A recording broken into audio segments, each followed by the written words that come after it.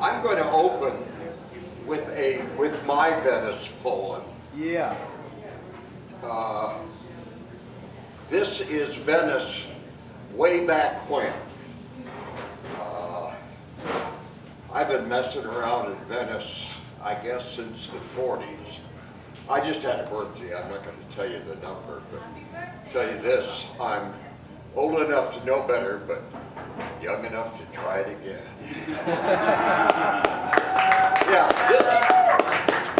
this goes back to the days when Lincoln was probably one of the best 2 or 3 streets in LA's for hookers.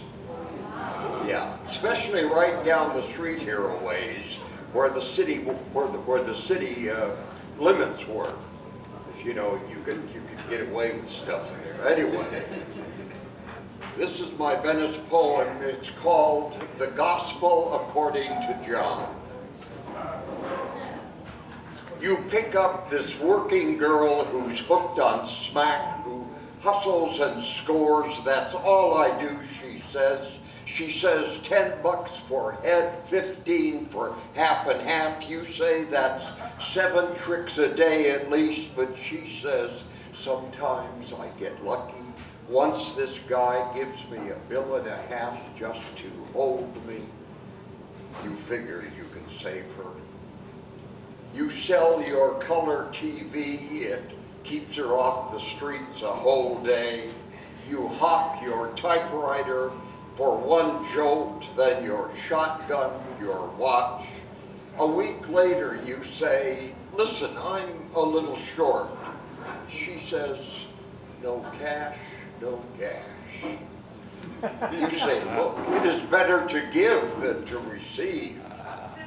But she says, beat off, creep. One night they spot you on the street in your skivvies trying to sell your shoes. You tell them who you are, but they nail you. They say, Christ, you look fucked. She says, hang tough, but you don't say anything. You just think what a bum rap for a nice Jewish boy like me. One of the books I published was the selected poems of William Pillen, who's no longer with us. Michael C. Ford designed the book and picked the poems. And he has a very fine poem in here called Ocean Park. I don't know if this is Ocean Park or Venice or where we are, but close enough. Ocean Park. I confront the star spell of the Esplanade.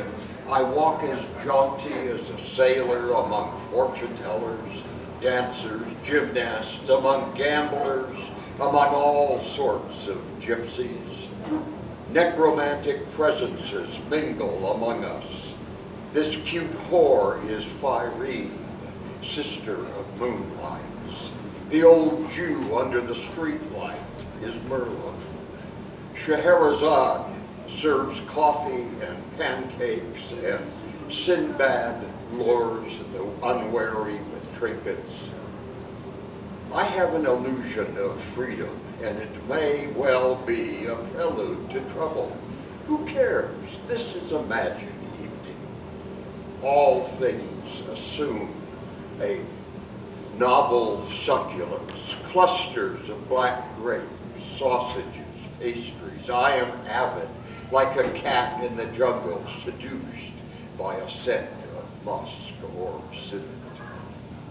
In blue bright air, flares are falling to dissolve on restaurants, wine shops, dance halls, and dimly lit interiors, from one of which, an obscure shrine of Pan, we hear a Bacchic wail of clarinets.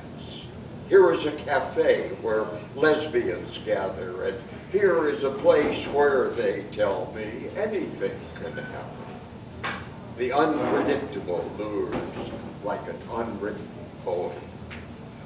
All else failing, one could shoot down a bomb or witness a piquant disrobing in a penny arcade.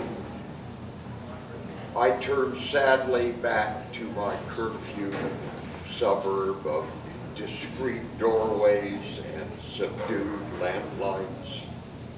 What is lacking here? What tang? What tonic?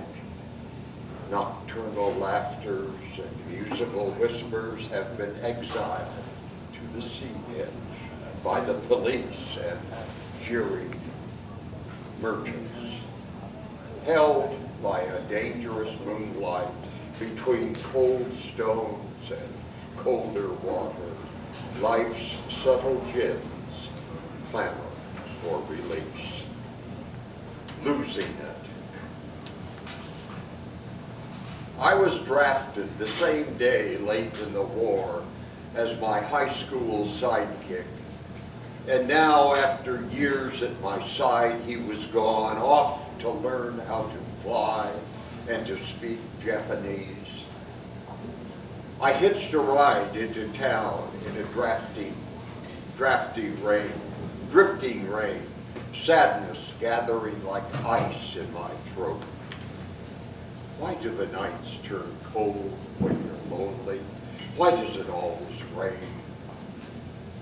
I was barely 18, still a virgin, a little short on the do-re-mi, but horny enough to spook a flock of nuns. Town was as ghastly as camp, but the streets were paved. Most of the homes were dark. A dog face in khakis with no fruit salad on his chest, no stripes on his sleeve, hadn't a prayer, but I had a plan. I pictured the tits of the heavenly girls in the choir, naked under their robes, but I knew they did it only in Latin and never with beggars like me. I'd try the saloons. The clinic in town gave me a rubber and made me watch that movie again. The chaplain slapped my knuckles. I pinned surplus store lieutenant bars on my cap, but I didn't come close to that West Point look. Flyboy shades from the 5 and dime did the trick. I forgot to pay. I spent the rest of my weekend leave sharing a bunk at the base stockade with a drunk and disorderly company clerk who pissed on the floor. Next payday, I went into town again. A cabbie hooked me up with a room and a girl, but I squeezed the trigger too soon. I spent the rest of the night barfing Luigi's cheap red wine all along the riverbank. The war in Asia finally ended. I was rehearsing for a sweeter campaign. One night, a woman, an angel of mercy, a sister of charity, opened herself to my touch. "Don't say another word," she murmured. "This is my calling." She showed me what I could do in the back seat of her Buick. God bless her soul.